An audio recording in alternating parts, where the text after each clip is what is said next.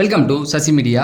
Big Boss season 10 மக்களே, உங்கள் அனைவருக்கும் இனி சுதந்திர தின நல்வாழ்த்துக்கள்.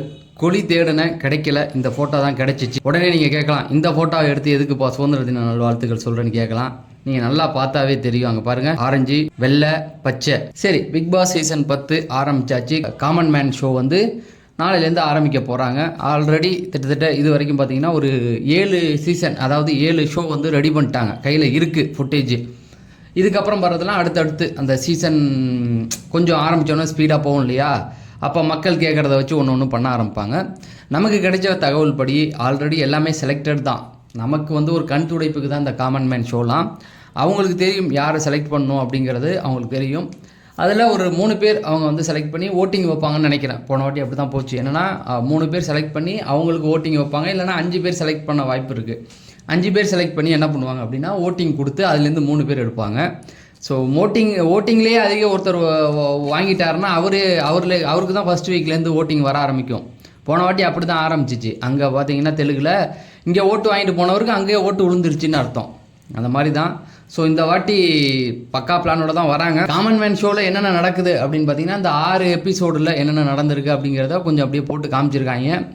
அதில் ஃபஸ்ட்டு எடுத்த உடனே பார்த்தீங்கன்னா நம்ம நடுவர்கள் ஒரு பலமான ஆட்களை தான் எடுத்திருக்காங்க. அதில் எந்த ஒரு மாற்று கருத்துமே கிடையாது.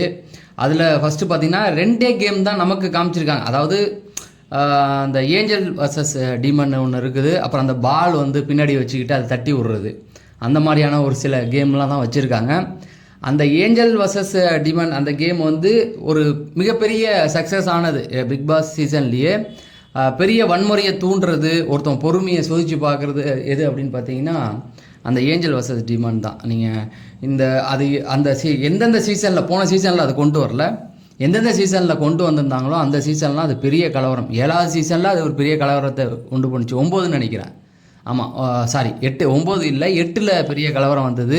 4லேயே பார்த்தீங்கன்னா அதுலேயும் பெரிய கலவரம் வந்துச்சு. சனம் ஷெட்டிலாம் பெருசாக அந்த மொட்டையை ஏதோ திட்டி அறிவு இருக்காளா அப்படி இப்படின்லாம் கேட்டாங்கன்னு நினைக்கிறேன். நிறைய அப்படி பார்த்தீங்கன்னா அந்த ஏஞ்சல் வர்சஸ் டிமாண்ட் வந்து பெரிய இது, அதை தான் கொண்டு வந்திருக்காங்க. அதுலேயும் ஒரு சில பிரச்சனைகள் அங்கங்கே பார்க்க முடிஞ்சுது. அப்புறம் பின்னாடி மூட்டையில் பாலை கட்டிக்கிட்டு அதை தட்டி விட்டுட்டு வெளியில் தள்ளணும் அப்படிங்கிறது தான். அதில் ஒருத்தன் போய் ஒரு ஆண்டியை கட்டி பிடிச்சிட்டு நிற்கிறான். இது தேவையா இல்லையான்னு எனக்கே தெரியல. அதோடைய இது பார்த்தீங்கன்னா அந்த அம்மா பிடிச்சிட்டு, ஏன்டா பாலை தானே தட்ட சொன்னேன், எதுக்குடா கட்டி பிடிச்ச அப்படின்னு சொல்லி அது ஒரு கலவரமாக அதில் போயிட்டுருக்கு. பட் அதெல்லாம் நமக்கு தெரியாது உள்ளே என்ன நடந்தது அப்படின்னு சொல்லி, எதுவும் தெரியல. ஆனால் பாருங்களேன், அந்த பிக் பாஸ் வீட்டுக்குள்ளே இருக்கிற அந்த கேமையே சுற்றி தான் வச்சுருக்காங்க. அது மட்டுமே நல்லா தெரியுது. நீங்கள் பிக் பாஸ்க்குள்ளே வந்தால் என்ன பண்ணுவீங்க, ஒருத்தவங்க வந்து தலைமுடியை கிண்டல் பண்ணி பேசுகிறாங்க, பை பர்த்டே அப்படி தான், அந்த பாடி லாங்குவேஜ் உங்களுக்கு யார் சொல்லி கொடுத்தது அப்படின்னு கேட்குறது, பை பர்த்டே அப்படி தானே, மூவியை வந்து பிறக்கும்போது முடியோட பிறந்தியா அப்படின்னு சொல்லி அந்த மாதிரி கொஞ்சம் கலகலப்பும் போயிட்டு இருக்கிறத பார்க்க முடியுது. அப்புறம் வந்து போன வாட்டி ஒருத்தவன் வந்து அது பெரிய இது முட்டி போட்டே நடந்து வந்தான், பிக் பாஸுக்கு நான் வரணும் என்னை கூப்பிடுங்க அப்படின்னு சொல்லி. ஸோ அவனையும் உள்ளே இழுத்துருக்காங்க. என்னென்னா பல லட்சம் பேர் வந்து இன்டர்வியூக்கு வந்திருக்காங்கன்னா அதில் 40 பேரை தான் செலக்ட் பண்ணியிருக்கதா சொல்கிறாங்க. பல லட்சம் பேரில் இவனுங்க வந்திருக்கவன் எல்லாரையும் பார்த்தா கோமாளி மாதிரி இருக்குது.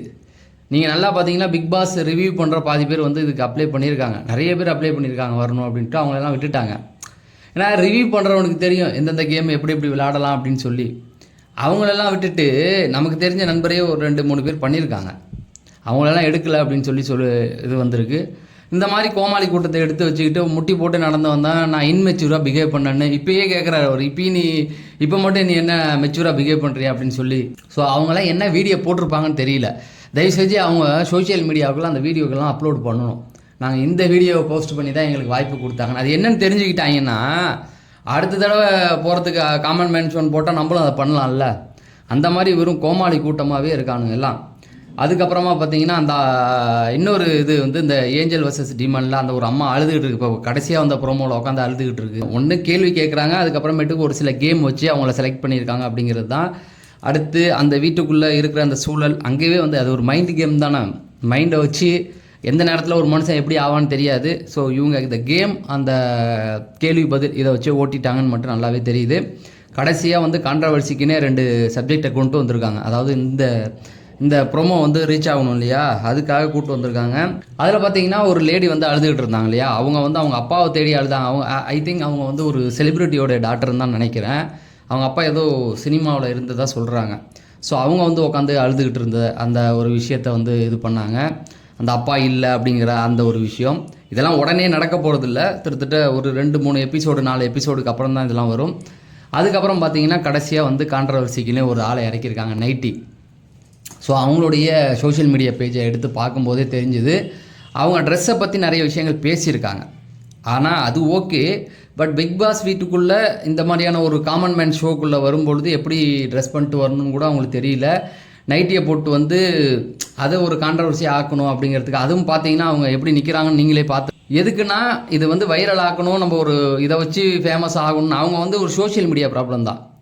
ஸோ அதுக்காக தான் அவங்க பண்ணியிருக்காங்க. ஆனால் ஆரி வந்து தெளிவாகவே பதில் சொல்லியிருந்தாப்புல, என்னென்னா இது நீங்கள் வந்து வைரல் ஆகிறதுக்கு பிரச்சனை பண்ணி இதை வைரல் ஆக்கிறதுக்கு தான் வந்திருக்கீங்கன்னு. அப்புறம் மாயாவும் சொன்னாங்க. மாயா என்ன சொன்னாங்கன்னா, இது நான் ஆல்ரெடி தெலுங்கில் பார்த்துட்டேன் அப்படிங்கிற மாதிரி சொல்கிறாங்க.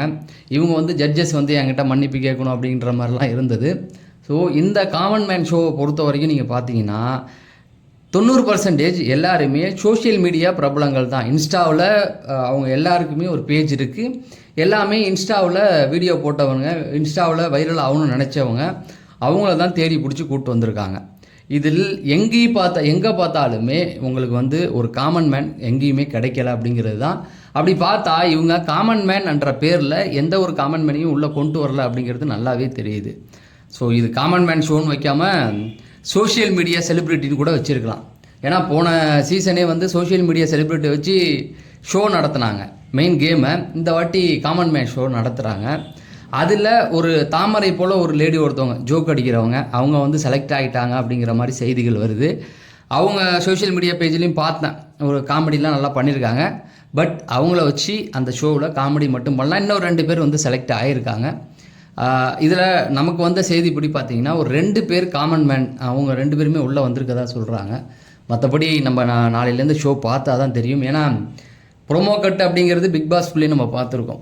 அந்த ப்ரோமோ கட்டை எந்த மாதிரி கட் பண்ணி தூக்கி போடுவாங்கன்னு, அந்த மாதிரி தான் இதில் கட்டெல்லாம் விழுந்திருக்கு. இன்னும் பெருசாக ஒவ்வொன்றையும் மாற்றி அதாவது இது எத்தனை மாதம் நடக்க போகுது அப்படிங்கிறதே வந்து ஒரு குழப்பமாக தான் இருக்குது. இந்த 2 வாரம் தான் இது நடக்க போதா அப்படின்ற மாதிரி ஒரு கேள்வி, 3 வாரம் அப்படின்னு. ஏன்னா சிலர் என்ன சொல்கிறாங்கன்னா, பிக் பாஸ் வந்து 7ஆம் தேதி 8ஆம் தேதி ஸ்டார்ட் பண்ண வாய்ப்பே கிடையாது, இன்னும் பிக் பாஸ் ஹவுஸ் எல்லாம் வந்து பெருசாக ரெடி பண்ணவே இல்லை அப்படிங்கிற மாதிரிலாம் செய்திகள் சொல்கிறாங்க. பட் ஒரு குழப்பமாக தான் இருக்குது. இந்த 40 பேரை ஃபில்டர் பண்ணி கொண்டு வரணும். ஒவ்வொரு நாள் ஒருத்தவங்க போனால் கூட ஒரு 40 நாள் ஆகும்னா கூட நீங்கள் கனெக்ட் பண்ணி பாருங்களேன். ஒவ்வொரு நாள் ஒருத்தர் அனுப்புனா கூட 40 நாள் ஆகுது.